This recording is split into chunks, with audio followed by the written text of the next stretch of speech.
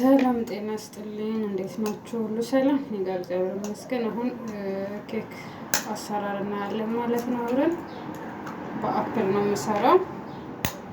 እዚህ ጋር እንደምታዩት 4 እንቁላል ነው የምጠቀመው። ትንንሽ ስለሆነ ነው፣ ትልልቅ እንኳን 2-3 ነው የምጠቀመው ማለት ነው። እንደምታዩት 4 ማለት ነው። እዚህ ጋር ቫኒላ ያደርጋለሁ ማለት ነው። ከዛ ነው መተዋለሁ።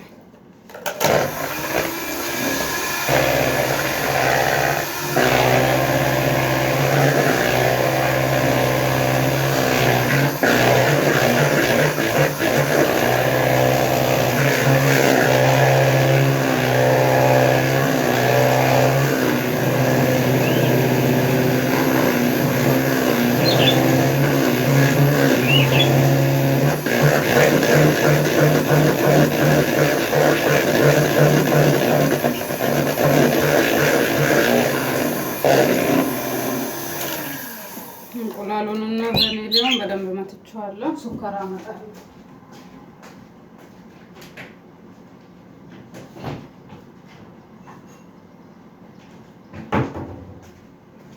ሱከር 1 ብርጭቆ እጠቀማለሁ ማለት ነው።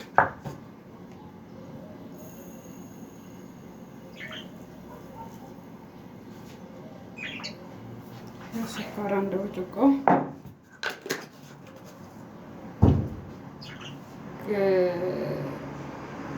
ግማሽ ዘይት፣ እዚህ ጋር ደግሞ ኪችን ፓውደር። በዚህ 2 ነው የምጠቀመው፣ በሾርባ ማንኪያ ማለት ነው።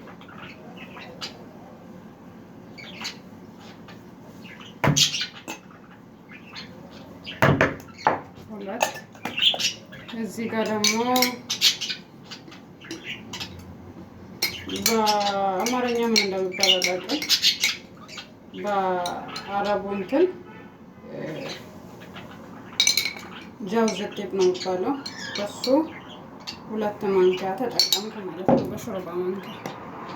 ይሄም ደግሞ አረፋ ነው፣ እሱም ደግሞ 2 ማንኪያ ነው የምጠቀመው ማለት ነው። ምክንያቱም እሱ ነው ጣዕም ነው የሚሰጠው። እዚህ ጋር ደግሞ ትንሽ ጨው እጠቀማለሁ ማለት ነው። ትንሽ ጨው ተጠቀምኩ። እመተዋለሁ።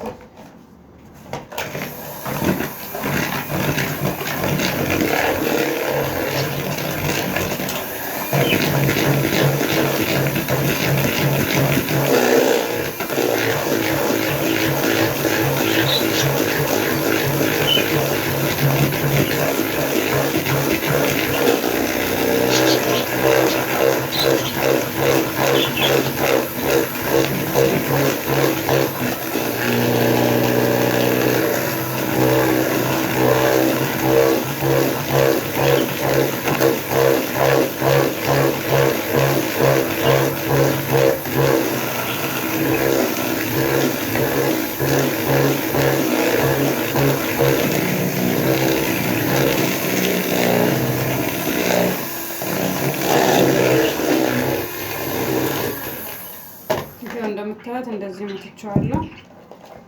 ቾኮሌት ካረር ነው መሆኑ ራሱ ማለት ነው። ስለዚህ 2 ብርጭቆ ወተት እጠቀማለሁ። ተመልሼ እመጣለሁ። ይሄው ተመልሼ መጥቻለሁ። እንደዚህ መትቼዋለሁ ማለት ነው። ዱቄት 3 ብርጭቆ ነው የተጠቀምኩት፣ 2 ብርጭቆ ወተት ማለት ነው። እዚህ ጋር ደግሞ አፕል አለ። አፕል ልጬ ቆራርጬ 4 አፕል ማለት ነው።